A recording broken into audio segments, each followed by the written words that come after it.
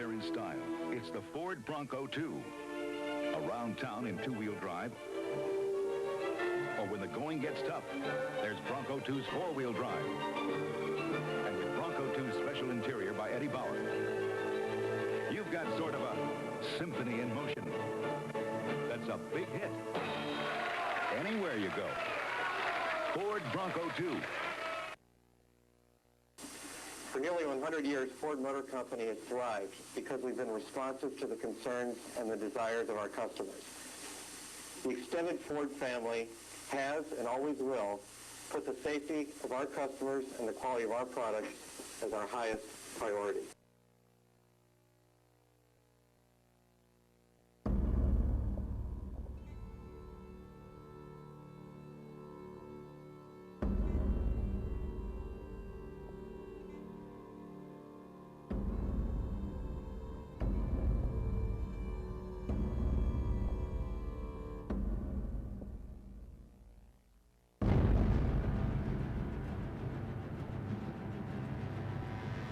The story of the Ford Bronco II is one of the most sordid in U.S. automotive history. Faced with impending fuel economy requirements that would threaten its highly profitable light truck business and competition from rival Chevrolet, the Ford Motor Company embarked in 1979 on a course of action that would ultimately devastate the lives of thousands of families.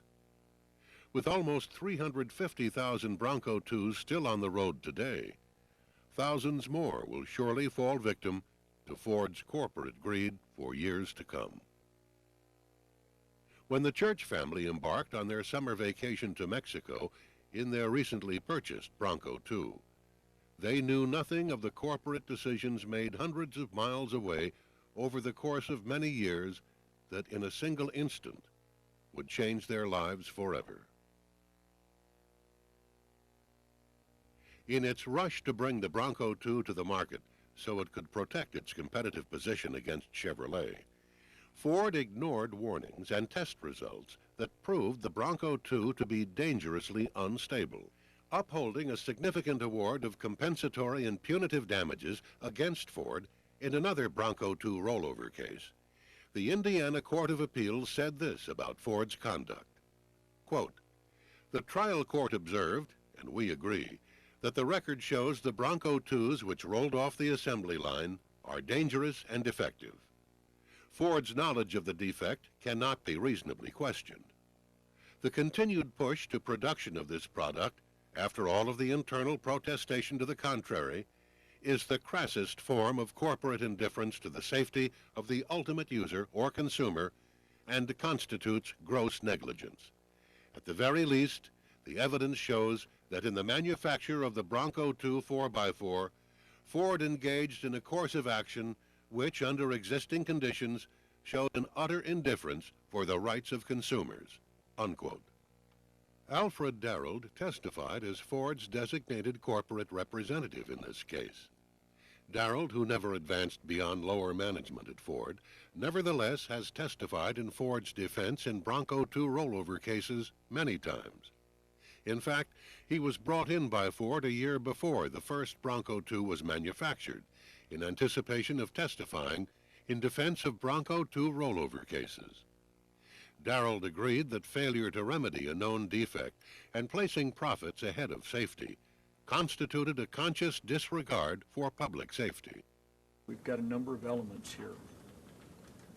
We've got a manufacturer that sells a vehicle that the manufacturer knows to have a defect that exposes the public to an unreasonable risk of death or injury, as we've discussed from the statutes earlier. The manufacturer, knowing that it's selling a vehicle with a defect that creates an unreasonable risk of death or injury, fails or refuses to notify the public of that defect or to remedy that defect.